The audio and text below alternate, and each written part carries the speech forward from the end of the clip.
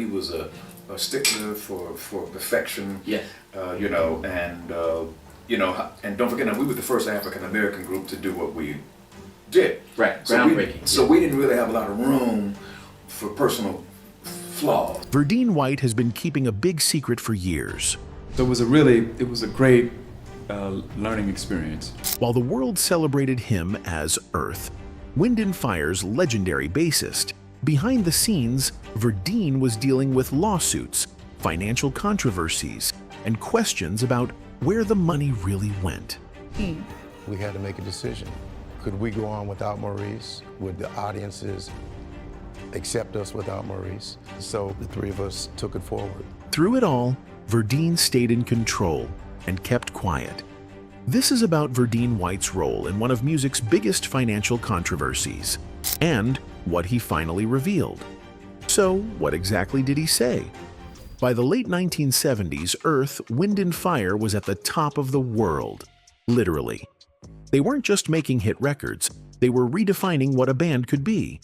Their music was a perfect blend of funk, soul, jazz, and even rock, wrapped up in deep spiritual themes and electrifying stage shows. Audiences couldn't get enough. Every album went platinum. Every tour sold out. The awards just kept piling up.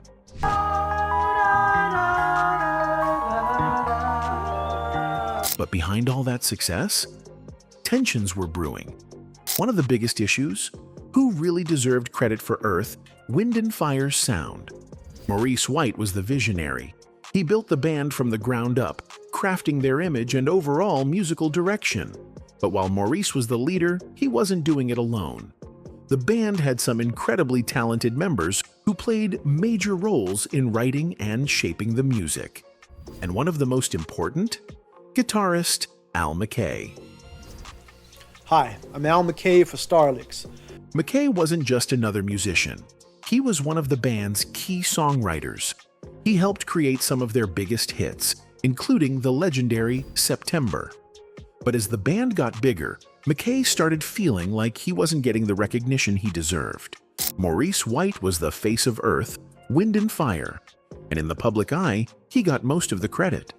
That didn't sit right with McKay. He felt like his work was just as important, but he wasn't getting his fair share of the credit, or the money. By 1980, the tension had reached a breaking point. McKay walked away from Earth, Wind & Fire, citing creative differences. But behind the scenes, it was more than just artistic disagreements. It was about respect, recognition, and compensation. This one is, this is my baby, and I love this band, so I'm real happy where I am. McKay's departure was just the beginning of the band's struggles. Losing McKay meant losing one of the core architects of their sound, and it wasn't long before other problems started creeping in. For one, the band had been going non-stop for years. The pressure to keep churning out hits and touring the world was exhausting. Maurice White, in particular, was feeling the weight of it all. He was the leader, the decision-maker, the one keeping everything together. And that kind of stress? It starts to take a toll. To make matters worse, the music industry itself was changing. The early 80s saw the rise of synthesizers, drum machines, and a shift in popular music trends. Funk and soul, Earth, Wind & Fire's signature sound, were starting to take a backseat to the slick electronic sounds of new wave and synth pop. The band tried to adapt, but it wasn't easy. And then came another devastating blow: Maurice White's health. Unbeknownst to fans at the time, Maurice was starting to struggle with Parkinson's disease. The symptoms weren't overwhelming yet, but they were enough to make performing and running the band harder and harder. So by the early 80s, Earth, Wind & Fire wasn't just facing external pressures. They were fighting battles from within.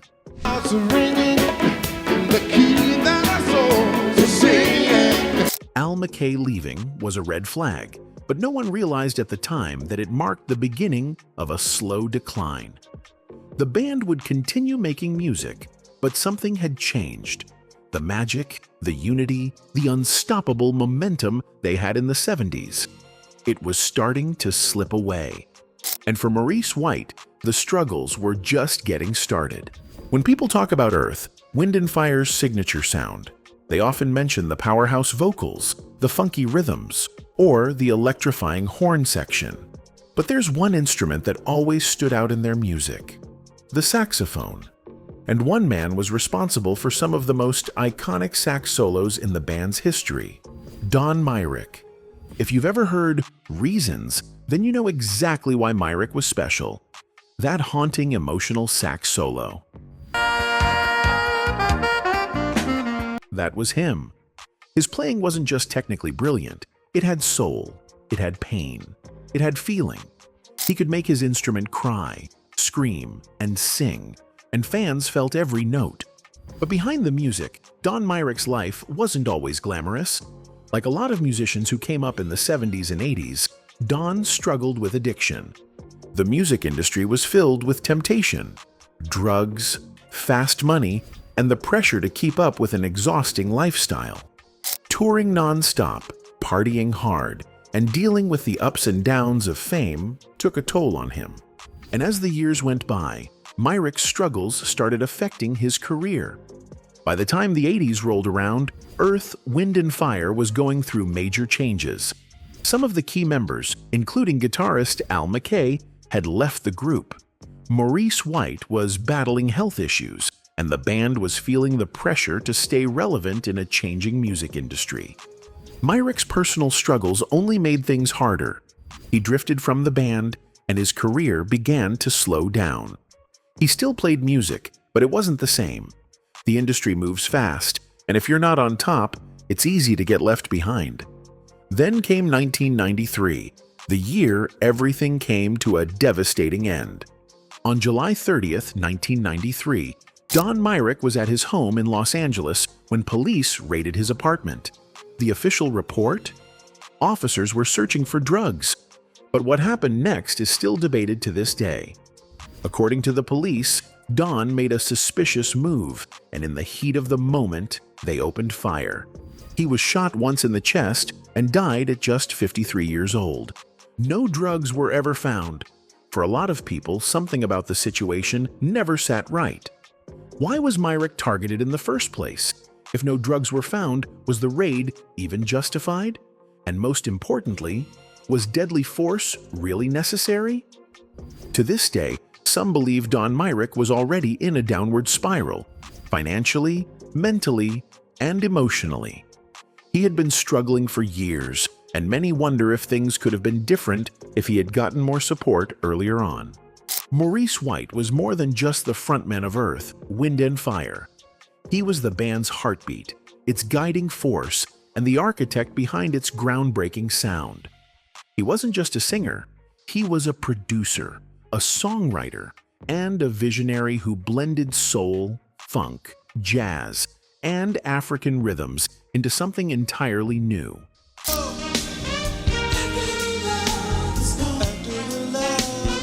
Under his leadership, the band didn't just create music, they created experiences, layering harmonies, complex rhythms, and deeply spiritual messages into every song.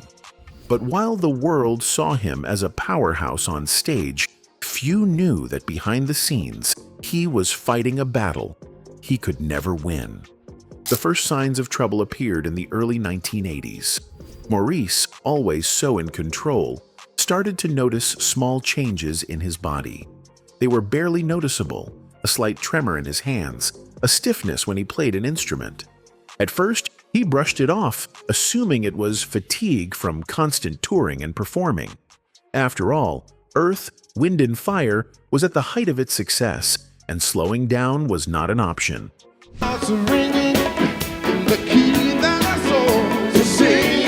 But as time passed, the symptoms became harder to ignore.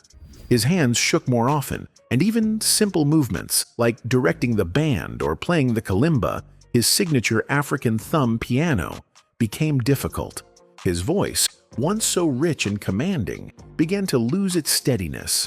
Something was wrong. He sought medical advice, and after a series of tests, he received the diagnosis, Parkinson's disease. At the time, Parkinson's wasn't widely understood, but one thing was clear: it was progressive, meaning it would only get worse. For a man whose entire identity was wrapped around music, performance, and control, the news was devastating. But Maurice was not the type to show weakness. He made a decision that would define the next phase of his life. He would keep it a secret. He refused to let his illness overshadow the band's success or change how people viewed him. He didn't want pity, and he certainly didn't want Earth, Wind and Fire's legacy to be tainted by his personal struggles. So he carried on as if nothing was wrong. He hid his symptoms from the public, from the media, and even from many of his own bandmates. He adapted, finding ways to minimize the tremors, adjusting his performance style, and letting others take on more of the physical demands of touring. But as much as he tried to fight it, Parkinson's was relentless. By the early 1990s, Maurice could no longer ignore the inevitable. The disease had progressed to the point where performing was no longer an option. His movements were too restricted, his voice too inconsistent. He had to step back from the stage. We had to make a decision. Could we go on without Maurice? Would the audiences accept us without Maurice? So the three of us took. This marked a major turning point for Earth, Wind and Fire. Maurice had always been the band's leader, both musically and spiritually. With him stepping away, the question became, who would take his place? That role eventually fell to his younger brother, Verdine White, the band's bassist and longtime key member. Verdine had always been an essential part of Earth, Wind and Fire's sound and energy, but now he had to step up in ways he never had before.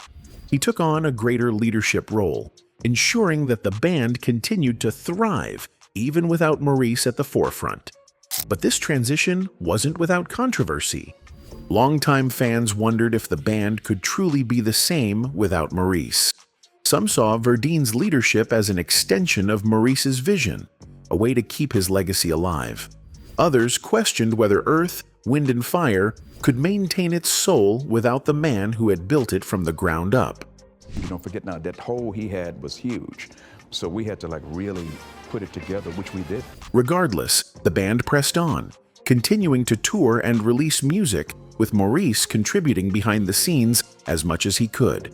Though he could no longer perform, he remained involved in production, songwriting, and mentoring younger musicians, determined to keep the essence of Earth, Wind and Fire alive. Maurice White's battle with Parkinson's lasted more than 3 decades, a slow, painful struggle that took him further and further away from the music he loved. He passed away in 2016, leaving behind an untouchable legacy. Maurice White, the founder of the US soul group Earth, Wind and Fire, has died. He was For a band as big as Earth, Wind and Fire, you'd think everyone would be set for life, right? Well, not exactly. Earth, Wind and Fire was one of the biggest bands of all time, selling millions of records and filling arenas around the world.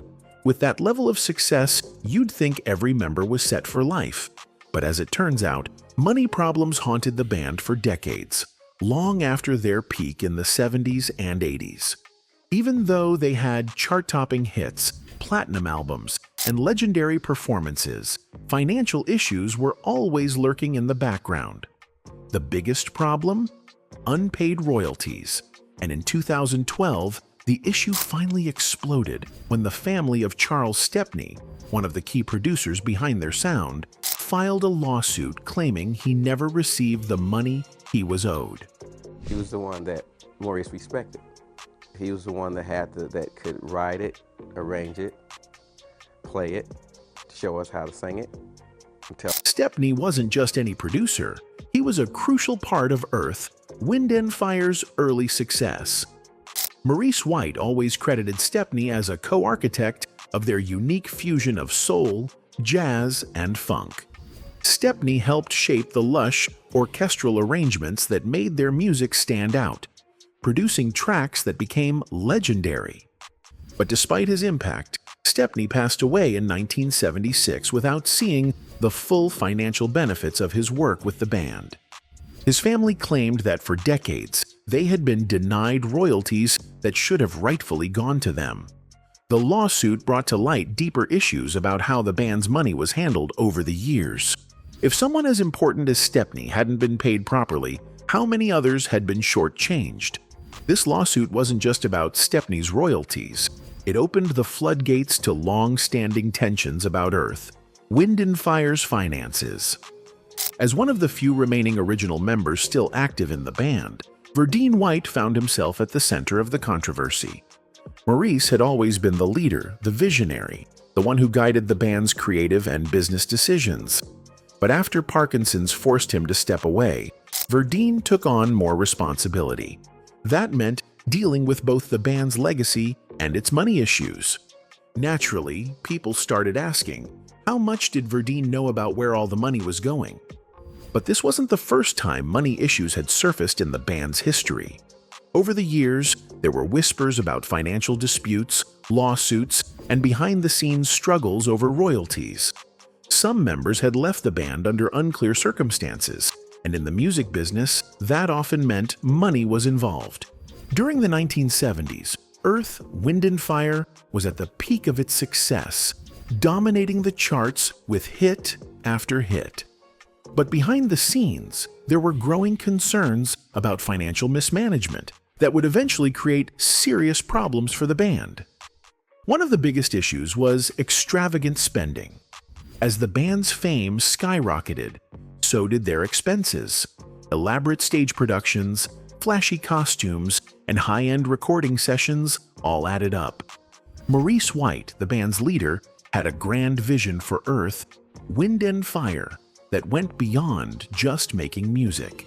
He wanted to build an empire, which included launching his own record label imprint and constructing a massive studio complex where the band could produce their music independently. From another sense, it came from a part of me wanting to render itself to humanity.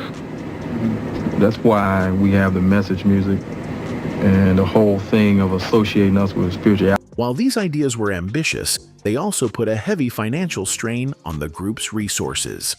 One of the key reasons for the financial troubles was the lack of proper oversight. In many cases, musicians trust business managers and accountants to handle money matters, but without strict supervision, things can spiral out of control. The music industry in the 1970s was notorious for artists being underpaid, misled, or outright cheated out of their earnings. While Earth, Wind & Fire was making millions from album sales, touring, and merchandising, it wasn't always clear where all that money was going. Reports surfaced that the band's finances were in trouble despite their commercial success. Some members later admitted that they weren't fully aware of how their earnings were being handled, which led to serious tensions within the group.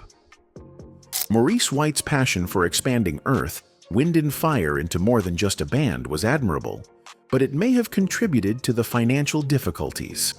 He invested heavily in his Kalimba Productions label, hoping to discover and produce new talent. But running a label is a costly business, especially when managing a band as large as Earth, Wind & Fire. Basically, we're a jazz band, and we converted a jazz band into a pop band, so it covers all areas. By the late 1970s, these financial strains became more apparent. Although the band continued to sell records and perform sold-out shows, behind the scenes, money troubles were mounting. The combination of extravagant spending, poor financial management, and risky business ventures created a situation where even one of the biggest bands in the world wasn't immune to money problems. Ultimately, these financial difficulties would set the stage for internal conflicts that would carry over into the 1980s, affecting both the band's creative direction and its lineup. As Earth, Wind & Fire moved into the 1980s, the band faced a new kind of challenge: creative disagreements. Throughout the 1970s, their signature blend of funk, soul, and jazz had made them one of the most successful and influential groups of their era. However, as musical trends shifted in the 1980s, with the rise of synthpop, electronic music, and new wave, the band found itself at a crossroads. Some members wanted to stick to the sound that had made them famous, while others, including MAURICE White, were interested in experimenting with new styles. One of the most significant moments of creative tension came when guitarist and songwriter Al McKay left the band. McKay had played a huge role in shaping Earth, Wind and Fire's signature sound, co-writing some of their biggest hits like September and Sing a Song. Sing a song, it'll make a day. You will. His departure was a major blow, and it signaled deeper issues within the group. McKay reportedly disagreed with the band's direction, particularly MAURICE White's increasing interest in incorporating electronic and synth-heavy elements into their music. The biggest controversy came in 1983 with the release of the album Electric Universe.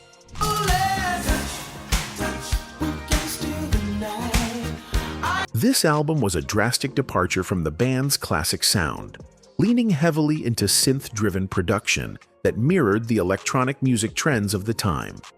While MAURICE White saw it as a necessary evolution, other members, and many fans, felt it strayed too far from what made Earth, Wind and Fire unique. The album was met with criticism, and commercially, it underperformed compared to their past successes. Some former members were vocal about their disappointment, arguing that the band was losing its identity. The fallout from Electric Universe was significant. Following its release, Earth, Wind and Fire went on hiatus, marking the first major break in their career. MAURICE White eventually pursued solo projects, but tensions over the band's sound and direction lingered. When the band reunited later in the decade, they attempted to strike a balance between modernizing their music while staying true to their roots. However, the creative disputes of the 1980s had already taken a toll. Many original members had moved on, and while Earth, Wind and Fire remained a respected and legendary group, the internal struggles over their musical direction left a lasting impact. By the 1990s, Earth, Wind and Fire had cemented their legacy as one of the most influential bands in music history. Well, the first thing I can say is that I'm speechless for getting this together. But it's been a long, hard road, but it's been a beautiful road, having the talented musicians along with us to take the ride. Their songs had become timeless classics, and with the rise of hip-hop and electronic music, many new artists were sampling their work. However, this led to a new battle: unauthorized sampling and legal disputes. Sampling, the practice of taking a portion of a song and reusing it in another, became a major part of hip-hop and dance music culture in the 1990s. While some artists obtained permission and paid royalties, many did not. As a result, Earth, Wind and Fire found themselves fighting to protect their intellectual property. One of the most notable cases involved the Italian dance group Black Box, who had built their music around sampled vocals and instrumental loops. In 1990, Black Box faced lawsuits for using unlicensed vocals from Loliata Holloway, a singer whose voice had been heavily sampled in dance music. Since some of her vocals were tied to songs connected with Earth, Wind and Fire's influence, this case brought more attention to the issue of unauthorized sampling. MAURICE White and the remaining members of Earth, Wind and Fire were not against sampling in principle. In fact, they understood that their music had influenced a new generation of artists. However, they were firm about ensuring that they were properly credited and compensated. Many legendary artists, especially black musicians from the 1970s, had faced situations where their work was used without acknowledgement or payment. Earth, Wind and Fire was determined not to let that happen. The lawsuits of the 1990s helped set a precedent for music rights and intellectual property in the digital age. Artists were increasingly taking legal action to claim ownership of their work, leading to stricter copyright enforcement in the industry. As a result, future musicians had to navigate more complex licensing agreements when sampling classic tracks. At the end of the day, Earth, Wind and Fire's music will always be legendary. That's never going to change. But when you look at everything that happened behind the scenes, the lawsuits, the members who left, the financial struggles, the tragic losses, it makes you wonder, did it all have to go down this way? Could some of these guys have been helped before things got too far? Could some of these friendships have been saved? And what role did Verdine really play in all of this? One thing's for sure, this story is a lot deeper than just the music. Anyway, that's it for this video, folks. Bye.